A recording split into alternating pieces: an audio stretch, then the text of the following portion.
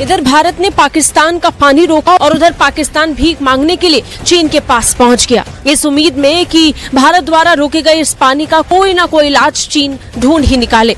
पाकिस्तान का पानी बंद करने की कोशिश और पानी बंद करने की धमकी देना, यह भी एक्ट ऑफ वॉर है। और अब जब इंडिया ने इसको यूनिलैटरली सस्पेंड कर दिया है, तो ये सिर्फ उसने वर्ल्ड बैंक के खिलाफ ऐलान जंग नहीं किया, उसने अमेरिका के खिलाफ ऐलान जंग। दरअसल चीन ने पाकिस्तान के एक बड़े बांध पर काम करना और तेजी के साथ शुरू कर दिया है। यूं तो ये बांध 2019 से बन रहा है, जो अब तक पूरा नहीं हुआ। अगर आप पाकिस्तानी जनरल हैं या पाकिस्तानी स्ट्रेटेजिक कम्युनिटी है, तो आपकी फट जानी चाहिए, बिकॉज आपने सिर्फ 1 घंटा अच्छा परफॉर्मेंस किया है चार दिन में। हिंदुस्तान अपने आप को बहुत बड़ी जमहूरियत कहलाता था, उसकी कलई खुल गई पूरी दुनिया में। जमहूरियत नाम की कोई चीज नहीं है। ईसाइयों के साथ, सिखों के साथ, मुसलमानों के साथ जो जुल्म वहां पे रवा रखा जा रहा है, वो दुनिया के किसी और मुल्क में नहीं है। एक दूसरा उसका झूठ एक्सपोज हुआ है पहलगाम के बाद।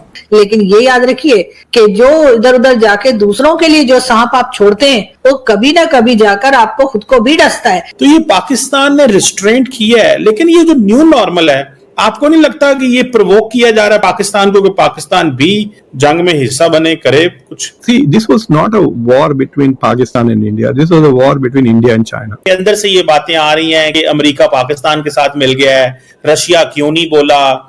इजरायली एम्बेसडर जो इंडिया के अंदर है, उन्होंने स्टेटमेंट दी, लेकिन इजरायली फॉरेन ऑफिस ने कोई स्टेटमेंट नहीं दी। यूरोप नहीं बोला। ये अब इस सारे को अब आप देखें कि इंडिया ने तमाम अपने पार्लियामेंटेरियंस को भेजने लगे हैं। अमूमन तो नरेंद्र मोदी साहब पार्लियामेंट को इतनी लंबी चौड़ी लिफ्ट नहीं कराते। आप कैसे देखते हैं इंडियन फॉरेन पॉलिसी को, ये पोस्ट, ये जो ऑपरेशन सिंदूर जिसे आप कह लें चलें, इस क्राइसिस, ये इसके बाद आप क्या देखते हैं, क्या हो रहा है India, where does India stand, और इंडिया की फॉरेन पॉलिसी, इंडिया की पावर कैसे देखते हैं डॉक्टर साहब? तो ये जो ऑपरेशन सिंदूर हुआ है, उसमें इंडिया के 2-3 चीजें एक्सपोज हो गई। एक ये कि ठीक है, आई थिंक कि इंडिया की एयरफोर्स में उतना बाइट नहीं है जितना लोग एक्सपेक्ट कर रहे थे। बट व्हाट वाज इट कि जिस तरह से चाइना पाकिस्तान के साथ खड़ा रहा, अमेरिका इंडिया के साथ नहीं खड़ा रहा। ना सिर्फ अमेरिका, कोई भी कंट्री नहीं, सिर्फ एक मुल्क इंडिया के साथ खड़ा रहा जिससे बहुत ज्यादा नफरत करते हैं हिंदू नेशनलिस्ट, वो है रेडिकल इस्लाम और वो है तालिबान। तो इंडिया का जो ऑल वेदर फ्रेंड निकला Taliban, it is quite disgusting. I am so shocked. India recognise भी नहीं करता तालिबान की सरकार को अभी भी। India has not recognised, nobody has recognised this country. तो अब सवाल उठता है कि इतने सालों से जो हैवी डिप्लोमेसी कर रहे हैं नरेंद्र मोदी और Jaishankar, what has it got India? तो that is the big India के लिए, this is that should be the big crisis कि इंडिया डिप्लोमेटिकली अपना मौकिफ नहीं एस्टैब्लिश कर सकी। अब इंडियन डिप्लोमेसी का चैलेंज ये है कि जो अल्फाज से इंडिया बात करता है, वो अल्फाज किसी ने अडॉप्ट नहीं किए। No one is using the language that India uses when it talks about cross-border terrorism. देखिए, आप एटलीस्ट बाइडेन एडमिनिस्ट्रेशन के दौरान 1-2 बार इश्यू किया था ना statements, they have condemned cross-border terrorism without naming Pakistan. So I think that was a failure. और I think उसका सबसे बड़ा रीजन ये था कि इंडिया ने पहलगाम को पाकिस्तान से कनेक्ट करते हुए कुछ भी एविडेंस इंटरनेशनल कम्युनिटी को नहीं दिया। और जो उससे पहले जो बयान आया था, आपको याद है कि नरेंद्र मोदी ने कहा कि मैं आपको कोई सबूत नहीं पेश करूंगा, मैं आपको कोई जस्टिफिकेशन नहीं, I just informing you that we are going to attack Pakistan. ये जो फोन कॉल्स किए थे, वो बहुत ही एरोगेंट स्टेटमेंट्स थे। तो अब फिर रोने की जरूरत नहीं है। If you don't care for their opinion, you didn't get their opinion, their support. आपने सीख नहीं किया उनकी सपोर्ट, अब कर रहे हैं।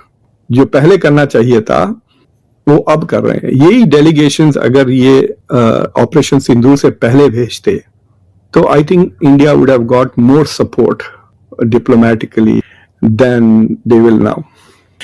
बिल्कुल डॉक्टर साहब, आपकी बात तो सही है कि इंडिया को ज्यादा सपोर्ट मिलती, ये जो डेलीगेशन अब भेज रहे हैं, ये अगर पहले भेजते, लेकिन उस वक्त ये था कि इंडिया का पॉइंट ऑफ व्यू था कि हम किससे पूछें और क्यों पूछें और कौन होता है जो हमें जो है वो करने वाला।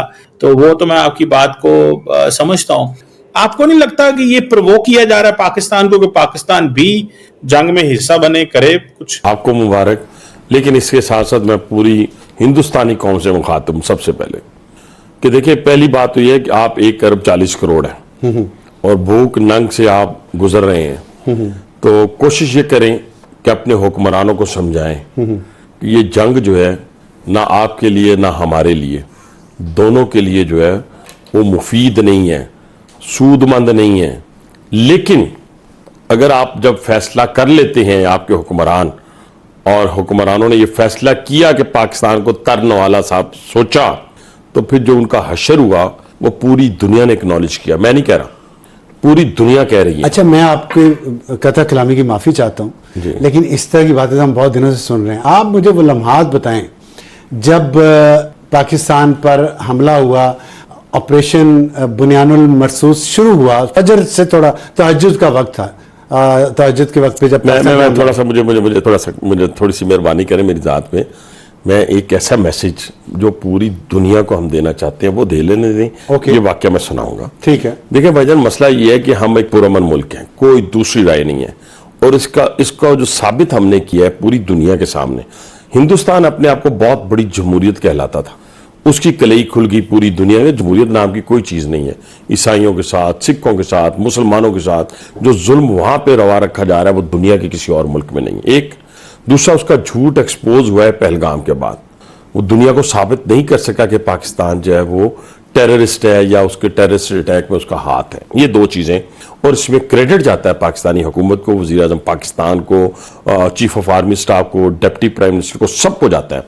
अब आ जाए कि उसने 6 और 7 की दरमियानी रात को जब पाकिस्तान पे हमला किया, और ये हमला पहली दफा नहीं किया अफसार भाई, रात की तारीकी में, ये तीसरी चौथी दफा हुआ। और रात की तारीकी में ही करता है दुश्मन हमला। पिंडी में थे? मैं पिंडी में घर में सोया हुआ था। अच्छा, ठीक है जी।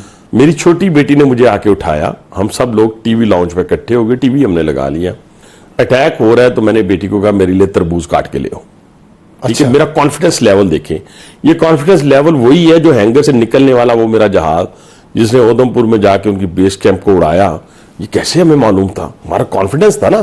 फिर अपनी बाउंड्री में रह के हमने उनके 5 तैयारे गिराए, 5 जहाज। पिंडी में लोग निकले हैं फिर उसके बाद ये दूसरा वाक्य, जरा लोगों को तरफ क्लियर क्रिस्टल पहले, ये पहला वाक्य है। मुझे कॉन्फिडेंट था, मैं बड़ा कॉन्फिडेंस था मुझे कि मैं हर सूरत ये जंग जीतूंगा।